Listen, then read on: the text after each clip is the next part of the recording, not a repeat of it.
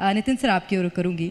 और जिस तरह से एजुकेशन और कोचिंग की बात तो ठीक है सर, लेकिन कोविड के बाद एक ट्रेंड काफ़ी ज़्यादा एजुकेशन में आया है, वो है ऑनलाइन क्लासेस का। क्या आपकी जो कोचिंग क्लासेस हैं, जो क्लासेस हैं, वो ऑनलाइन क्लासेस की सुविधा भी प्रदान करती हैं क्या? इसके साथ अगर ऑनलाइन है तो ऑफलाइन और ऑनलाइन दोनों का मैनेजमेंट कैसे हो पाता है? पैंडेमिक जब आया था तो 23-24 को जो है हमारे प्रधानमंत्री जी ने जो है लॉकडाउन डिक्लेयर किया था।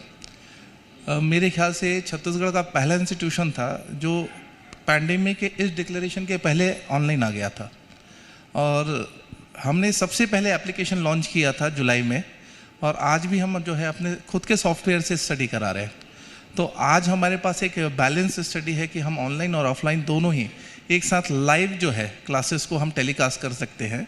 जैसे कि अभी IPL चल रहा था तो हम लोगों ने घर में बैठ के टीवी देखा और मैच देखा, और जो लोग स्टेडियम में बैठे हुए थे उन्होंने मैच देखा। जस्ट लाइक इसी तरह का हम लोगों ने एक पैनल बना लिया है कि हम लाइव एजुकेशन जो है बच्चों को हमारे सॉफ्टवेयर और हमारे एप्लीकेशन के थ्रू हम प्रोवाइड करा रहे हैं। तो मुझे नहीं लगता कि अब जो है ऑनलाइन और ऑफलाइन में हमने कोई अंतर जो है रखा है।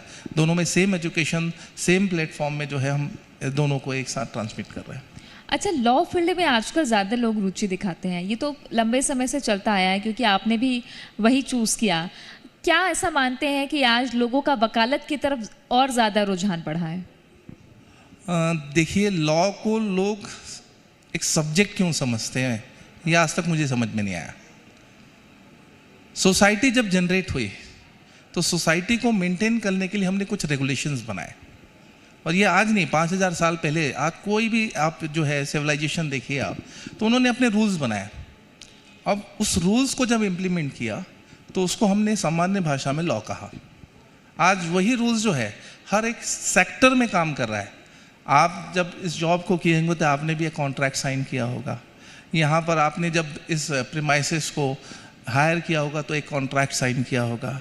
तो लॉ एक ऐसा फील्ड है जहाँ पर हम हर एक क्षेत्र में, जैसे सर ने अभी हमारे पास मेडिकल की बात की, तो मेडिकल साइंस में भी जो है मेडिकल लॉ होता है, इन्वायरमेंटल लॉ होते हैं। तो ऐसे बहुत सारे विषय हैं जो लॉ से जुड़े हुए हैं, और हमारा देश तो खुद एक लॉ से चल रहा है जिसको कॉन्स्टिट्यूशन ऑफ इंडिया कहते हैं।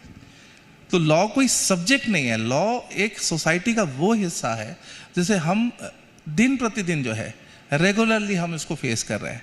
अब बात आई अवेयरनेस की, तो जैसे जैसे अवेयरनेस बढ़े, सोसाइटी में डिस्प्यूट शुरू हुआ, विवाद शुरू हुए, या लोगों के अंदर एक रुझान हुआ कि भाई आखिर कानून क्या है, हमारे अधिकार क्या है, हमारे कर्तव्य क्या है। तो जब हम अपने अधिकारों और कर्तव्यों को जानने की कोशिश किए तो हमने देखा धीरे धीरे कि नहीं भाई, लॉ एक ऐसा विषय है जिसको पढ़ने से केवल आप आत्मनिर्भर नहीं होंगे, बल्कि समाज में आप अपने अधिकारों को लेकर अपनी बात कर सकते हैं, लोगों के कर्तव्यों को पूरा कराने के लिए आप उनकी बात कर सकते हैं।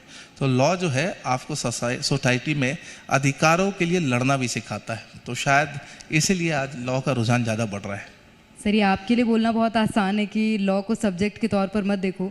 जो बच्चे अभी CGPSC में सिविल जज की भी तैयारी कर रहे हैं सर, दिन रात पढ़ते रहते हैं, वही रूल्स रेगुलेशंस हैं, लेकिन उनकी पढ़ते पढ़ते हालत ख़राब हो जाती है सर। मेरे ख्याल से शायद आप लॉ से टच हैं, क्योंकि आपने एक शब्द बोला था जजमेंट राइटिंग। जनरल स्टूडेंट नहीं जानता है ये क्या होता है। देखिए, मेरे ख्याल से लॉ की बात नहीं करते हैं। यहाँ डॉक्टर साहब बैठे थे तो उन्होंने बताया कि 23 लाख स्टूडेंट में केवल 1 या 2 लाख लोग जो हैं वो MBBS कर रहे हैं। तो क्या वहाँ स्टडी नहीं हो रही है? मुझे ऐसा लगता है कि अगर आप किसी भी क्षेत्र में जाना चाहते हैं तो आपको परफेक्शन लाना पड़ेगा, उसके लिए आपको कोर स्टडी करनी पड़ेगी, हार्ड स्टडी करनी पड़ेगी। अच्छा, तो केवल लॉ एक ऐसा सब्जेक्ट नहीं है जिसमें हम स्टडी करते हैं, सभी में हमको मेहनत तो बराबर करनी पड़ेगी।